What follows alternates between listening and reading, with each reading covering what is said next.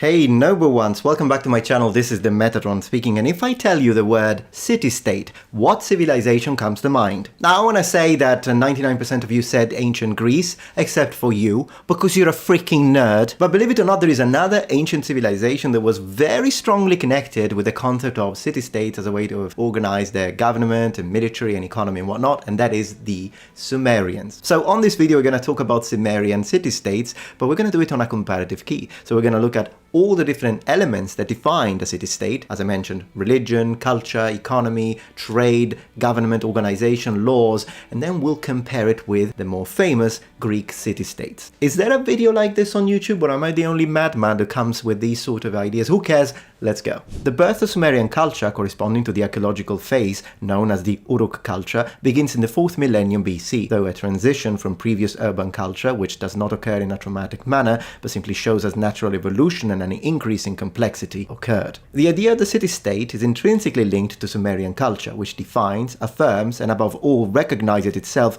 through the urban revolution. Perhaps the best exemplification of what would be a proto-city within Sumerian culture is the urban center called Uruk, from which Sumerian culture takes its archaeological classification. Uruk, which the Orientalist Mario Liverani defined as the first city, was born by forming around two entities, the temple and the palace, which will be a constant of the Sumerian world and whose function, not yet fully defined, are intertwined. The temple and the palace, in addition to serving as centers of societal cohesion but also cultural irradiation, help organize a society, managing the creation and maintenance of fields and canals preparatory to the accumulation of a surplus, in turn a necessary element for the maintenance of the classes of specialized workers, these who would be engaged in other activities and could not directly produce their own food and subsistence. Any surplus that would be accumulated in the palace needed to be managed, and to keep an updated account of it, along with the tools and resources necessary for its production, led to the development of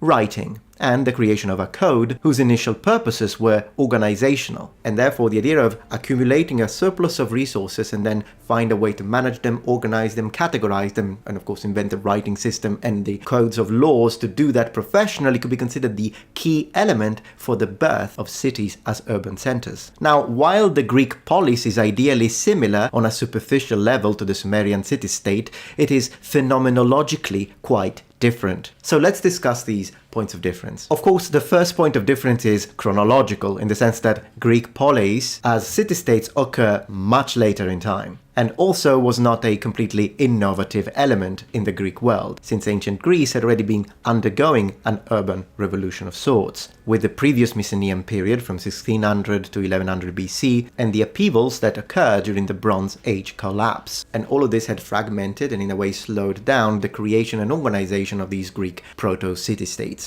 As a result, the population had dispersed, giving rise to small settlements consisting of a reduced number of family nuclei. The return to the formation of important urban centers, precisely the Poleis, which will be even more prosperous and populous than the ancient Mycenaean cities, occurs with the transition from the Hellenic Middle Ages to the Archaic Age. There are several factors that influence the organization of these new city-states. A greater political stability, a return to the flourishing of trade with the Near East through the Phoenicians, and the gradual shift from an economy in the Mycenaean era that was predominantly based on livestock to one predominantly based on agriculture. Now, as we mentioned already, the Sumerian city-state generally speaking revolves around the temple and the palace, as opposed to the Greek city-states, which instead revolves around the agora and the Acropolis. If the Acropolis, like the temple, is a place with a strongly religious character where the sanctuaries of the deities are located, the Agora is a political and economic center, similarly to the Sumerian palace. The fundamental difference, however, is that while the palace is an aristocratic place, the Agora in Greece is the place of the people. Let's go deeper into the political organization. According to Danish Assyriologist Thorkild Jacobsen, in his book Primitive Democracy in Ancient Mesopotamia, the Sumerian proto-urban centers must have been governed by an assembly composed of the most illustrious members of the community, with the task of conducting and organizing internal and external political and social life. However, with the formation of proper urban centers, consisting of ever-increasing numbers, the figure of a ruler emerges, probably initially elected by the assembly, subsequently a hereditary office. In the various Sumerian city-states, initially the rulers seem to have different titles. In Uruk, he's called En, which means priest or lord. In the cities of Lagash and Ur-Umma, he's called Ensi, literally priest or lord of the agricultural lands. And by extension, we could say steward or farm administrator. In the city of Kish and Ur-Lugal, he's called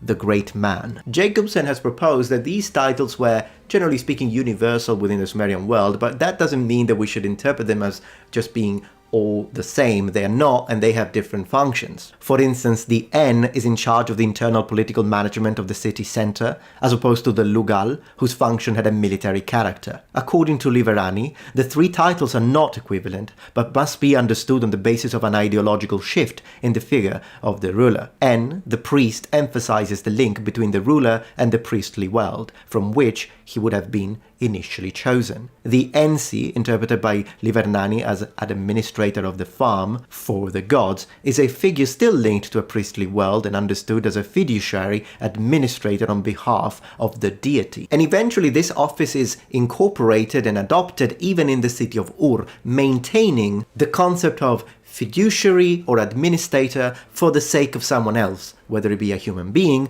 or a god. The title of Ensi is officially adopted in Ur in the 3rd millennium BC, but with the role of a provincial ruler subject to the authority of the Lugal. The term Lugal, which shifts with time with the prerogative towards a purely human sphere rather than religiously connected, the great man. And it is this term, Lugal, that will eventually survive and continue even in the Akkadian world. Akkadian being the Semitic language that will alternate with Sumerian and that will in a way become the lingua franca of the ancient Near East in the Bronze Age. And in the Amarna letters, the term Lugal will eventually just gain the title or the meaning of king, always used to indicate great rulers, including foreign ones, for instance, the Egyptians. But regardless of how secular the figure of a ruler becomes from a linguistic standpoint, the connection that is religious in a way is always there. He's always a vicar of the gods. And when I say the gods, keep in mind that each city-state in the Sumerian world was connected to a different god. Ur has its own patron, Nanna, the moon god. Uruk has its own patron, Inanna, goddess of love, war and fertility. Lagash has its patron as Ningirsu, god of agriculture and healing. Ur-Umma has its patron Shara, god of irrigation and livestock. Kish has as its patron Zababa, god of war. Eridu has as its patron Enki, god of water, arts, knowledge and creation. And if we were to be able to be transported back in times, and we would have to understand this concept of a patron deity from the Sumerian perspective, let's keep in mind that what they really thought is that yes, the ruler, the human ruler, is a vicar of the god, but it is the god who is the ruler of the city. So if you were to ask a Sumerian, hey, who's the ruler of your city? They'll tell you the name of a god. Imagine that. One of the characteristics of ancient Greek city-states that I think we're all familiar with is the fact that they were self-governing urban entities that shaped the political, social and cultural landscape of ancient Greece. And to really understand how they functioned as we try to compare them with the way Sumerian city-states functioned, we need to take into consideration the following points: political structure, citizenship, economy, religion, warfare, culture and education, colonization. Each ancient Greek city-state had its own law, army and regulations. Depending on the period we're looking at, the most common forms of government would be oligarchy, so ruled by a few wealthy individuals, tyranny, ruled by a single individual, and eventually democracy, ruled by the citizens. Now, of course, when we talk about ancient Greek democracy, we shouldn't confuse it with modern democracy. We use the same term, and in a way, modern democracy is based on ancient democracy, but there are some major differences that I haven't talked about on this video. If you're interested, you'll find a link in the description, so I won't go into them right now. But keep in mind that when we talk about ancient Greek democracy of the city-states, we're talking about a form of pure democracy, even though what we have today isn't really a form of pure democracy in our modern governments. Now, the first noteworthy aspect of Sumerian city-states, whether it be in their organization or economic and cultural structures, the fact that they are among the first human centers in the world. They were independent political entities that shared a common culture, language and religious beliefs, similarly to ancient Greek city-states. Now, when it comes to the political structure, each city-state was ruled by a king or priest-king, as we said, who believed to be divinely appointed. The ruler was responsible for the city-state administration, defense and religious ceremonies. In ancient Greek, when we talk about economy, then one of the things we need to say is the fact that ancient Greek city-states were generally speaking self-sufficient, and they based their economy on agriculture, that we could consider to be the primary economic activity. But trade between city-states and with other regions was also extremely common, especially for luxury goods. The economy of Sumerian city-states also relied on agriculture, with a complex irrigation system that made use of the Tigris and Euphrates rivers. But they also engaged in trade both with other city-states and with distant regions, exporting goods such as textile, pottery and jewelry. Now, when it comes to ancient Greek societal organization, being a citizen in a city-state granted a lot of advantages from a societal standpoint. You would be granted certain rights, but also responsibilities. You had the right to vote, to own property, own slaves, participate in religious festivals. But it is important to underline that citizenship was limited to free, adult male born in the city-state. Sumerian society, on the other hand, was hierarchical, with the king and priest at the top, followed by government officials, scribes and skilled craftsmen. Farmers and laborers being at the bottom, and of course underneath them, slaves, because slaves were a thing in the Sumerian culture too. It is also important to say that Sumerians had a complex legal system, with written laws that covered various aspects of society, such as property rights, marriage and criminal offences, with one of the first codes, the Code of Ur-Nammu, dating back to around 2100 BC. Another great element of ancient Greek city-states was the concept of culture and education. City-states were centers of cultural and intellectual development, with many notable philosophers, artists and writers emerging from these communities. What this tells us is that education was highly valued, not only in famous Athens, everyone knows that, but also in many other city-states, including Sparta, contrary to popular belief. Now, coming back to the Sumerian city-state and their government, what was a tool that the king or priest king could use in order to honor the god of the city? Well, of course, the building of temples was one of these, but also specific practical activities such as building canals, irrigation, and digging specialized structures that could block floods. In other words, the ancient Sumerian city-state is based on the concept of laboring peace. What that means is that the theocratic leader has the duty to guarantee peace through the managing of the workforce which comes from the people, and do that through the knowledge that he gains from the god. On the other hand, what happens in Greece is very different when it comes to the leaders that take command, and that is also not only because of a cultural distance and difference, but most importantly because of a chronological difference between the two realities. During the Hellenic Middle Ages, the communities in Greece were led by a political figure called Basileus, possibly deriving from the even older Kasireu, a hereditary political figure which within the Mycenaean hierarchical system was subordinate only to the supreme leader, the Hanax, so some sort of high-level administrator with military rights. As the Hanax or supreme leader disappears within the political system and structuring of ancient Greece, the Basileus emerges, gaining the meaning of king, which reflected the high warlike nature of the Hellenic Middle Ages. But it also represented a fragmentation of totalitarian power, since you had several Basileus, not just one, a warlord surrounded by members of aristocracy. As we proceed forward in time and the first city-states begin to consolidate and emerge, the power of the Basileus decreases until he disappears completely, except being Sparta, which will continue to have what is called a diarchy, so a community led by two basileis, one with an administrative nature and the other one being connected to justice and law. The economy of ancient Greek city-states, which as we mentioned was mostly focused on agriculture, allows the beginning of a new social class, that of small landowners, and due to the newly acquired wealth and new purchasing power, allows them to buy a full panoplia, so armor and weapons, and therefore join aristocrats in war in a more competent manner. The government typologies of the polis, which generally speaking in the majority of cases see the structuring of several different forms of democracy, are an expression of what could be considered a hoplitic state. Whoever was able to buy armor and weapons and participate to war could also claim the right to participate in the people's assembly, vote and elect magistrates, and take decisions within the community. And of course, one of the most famous, because it's one of the most documented systems, is that of the Athenian democratic city-state. Identity, or should we say national or state identity, is also one of the common points between Sumerian city-state and ancient Greek states. And by reading period sources, we see that both these people had a very strong sense of identity.